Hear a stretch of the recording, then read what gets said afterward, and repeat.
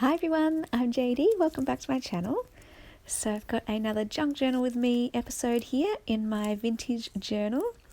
So I'm up to this page spread where it's got this gorgeous green vintage ledger on the left hand side, and on the right is a green or teal green envelope flap. And I didn't want to cover up that envelope flap because it's so pretty with that gorgeous gold design on it with the flowers. So what I'm just doing is going to decorate the left hand side with the vintage ledger, and because it's vintage I wanted to commemorate this page or make a tribute to vintage, my love of vintage for junk journals. I just absolutely love vintage papers and vintage ephemera. It's my favourite supply to look for and favourite supply to use, and I'd already picked out these pieces here. These are all vintage French as well. There's a vintage French book page, some script, some ledger, some music paper, and some vintage French stamps. I got all of these from various Etsy shops. I think 3 Etsy shops are represented on this page. So all I do is just I go to Etsy and search vintage French ephemera or vintage French paper, and I just see what comes up, because you always get different things just depending on what's available at the time. It's kind of like online op shopping, because all of this is, secondhand stuff, and it's just what comes at the right time. So I often do searches, once a week just to see what's available. And then I cut this piece here just to salvage as much as I could so I can use that little scrappy bit for something else. So you'd never know that I did that when it's all covered over and you make a collage. So yeah, as I'm gluing all these pieces down to make a lovely vintage collage, I'll just chat about the significance of this page, about my love of vintage. And I was having a think about it, why do I like vintage so much? Why is it my favourite supply? Why do I love putting it in my journals? And what I hit on was just, I love that it's already had so much history already, and a long history at that it's been pre-loved, pre-used, and has its own story already.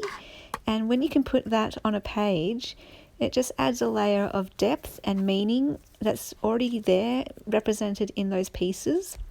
I think what I love about them is, as opposed to buying something brand new like scrapbook paper or something, as pretty as that is, that doesn't have a story, that doesn't have history, that doesn't have the meaning like this does.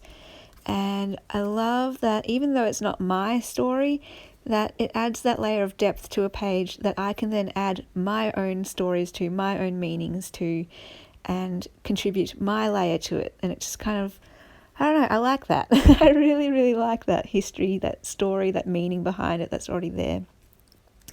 I've got these little stamps, vintage stamps, and I'm just playing around with where I want to place them. I really had trouble deciding where I wanted that blue one, and in the end I do put it on the other side so it covers 2 layers and just gives a bit of interest where I'm going to add my writing. So that blank space on that book page is where I will have my journaling space. And the other clincher was, I realised that I could write the date and the day in that little section on the right hand side with those lines there. So I needed a place to write the date and day, which I do for every page spread, and I encourage everyone to date every page you do, because your future self will thank you for it, so you can remember how old you were or what time it was, or when you did that page. So now I'm just gluing down these stamps and catching the places where the pieces overlap, and really like how it looks.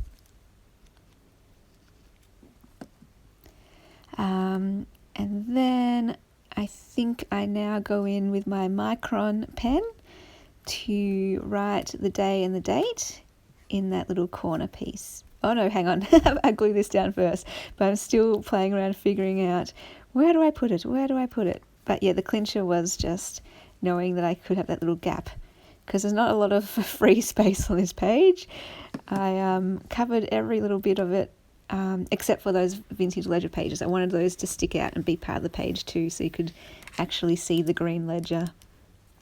Okay, now I write the date and the day.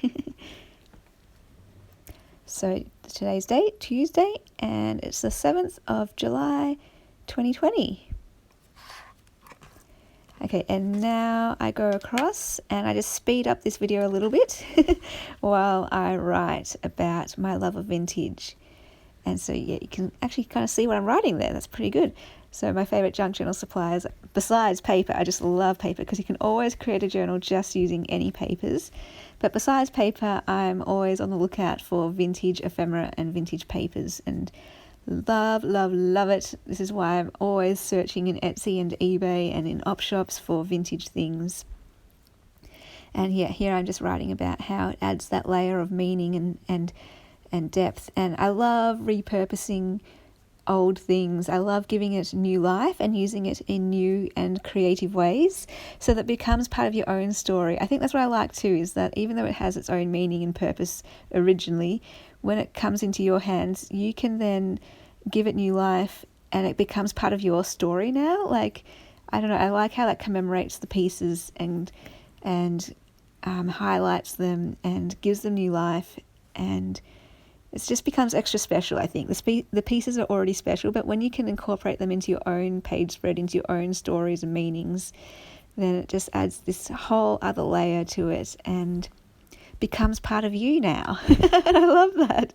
I love how it can become part of you and become part of your story. So that's my page. Thanks for watching. Bye, guys.